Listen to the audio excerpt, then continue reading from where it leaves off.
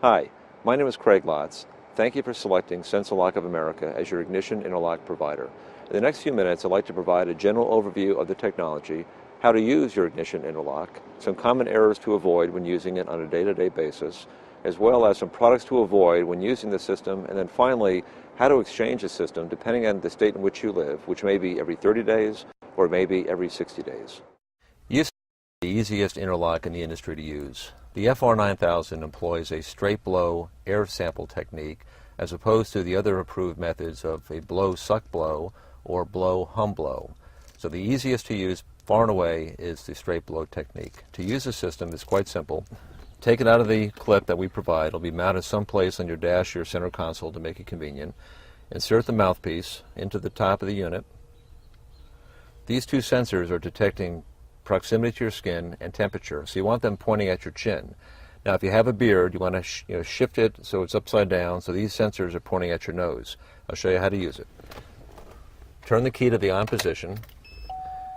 It'll provide power to your dash, power to the device. It's going to tell you when your next service date is. The next service date is very important so that you know when to bring it in for service. Otherwise it'll be locked out at the end of a 30 or 60-day period depending on the state in which you live.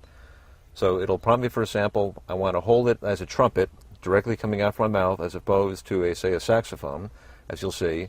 Provide an even tone, even blow, so I hear a tone, and that tone should be continuous until it clicks. There'll be an audible click, as well as I'll feel it in the handset when there's a sufficient air sample.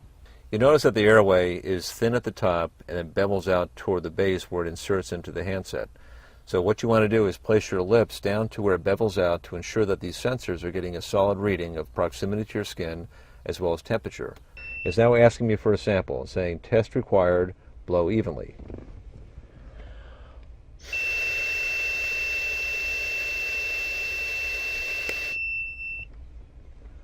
Is analyzing the sample. Test passed, drive carefully. Now you can start the car. If you happen to get a non-human breath error message, it will be followed by a letter I or a letter T. A letter I stands for infrared sensor, typically meaning that it's not getting a good sensing reading from your chin. So you want to ensure that your lips are placed down to the bevel and these sensors are pointing directly at your chin, or if you have a beard, pointing at your nose.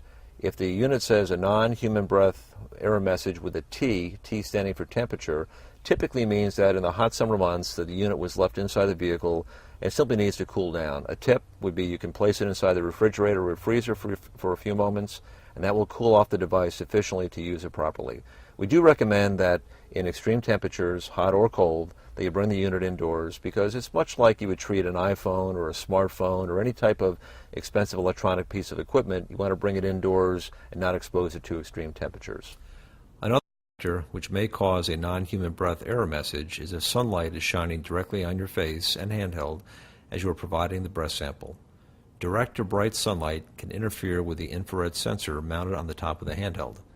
If this condition exists, block the sunlight with your other hand. If it occurs while you're driving, turn your head away from the sunlight so that it is not shining directly on your face while providing the sample. Every state or court-mandated ignition interlock requires that the driver provide a rolling retest as long as the vehicle is being operated. The first one is in about 10 minutes.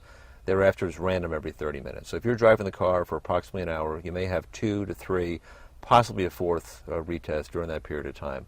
Always provide the test as required. You have 4 minutes to do so. If you pull in your driveway, you're just about to shut the vehicle off, request a test, provide it before you do so, otherwise it will be considered a violation.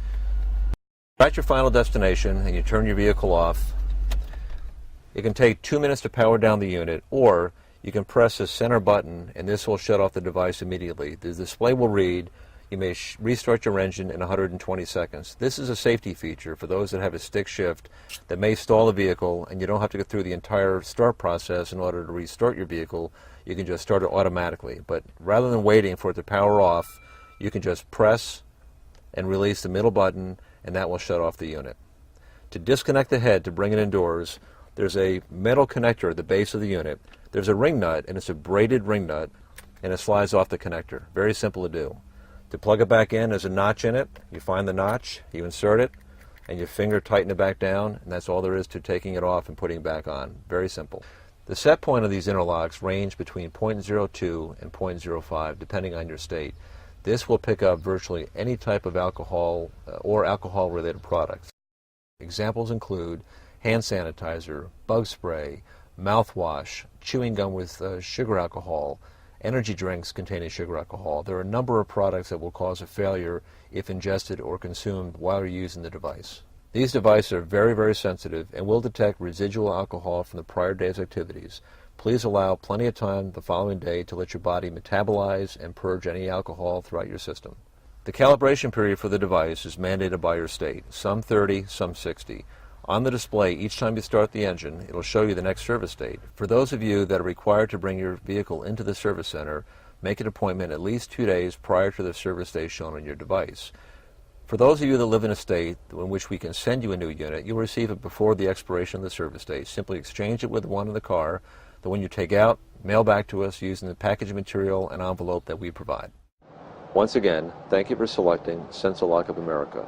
With each unit, we provide a user guide containing many of the points we discussed in this video. Please refer to it as needed.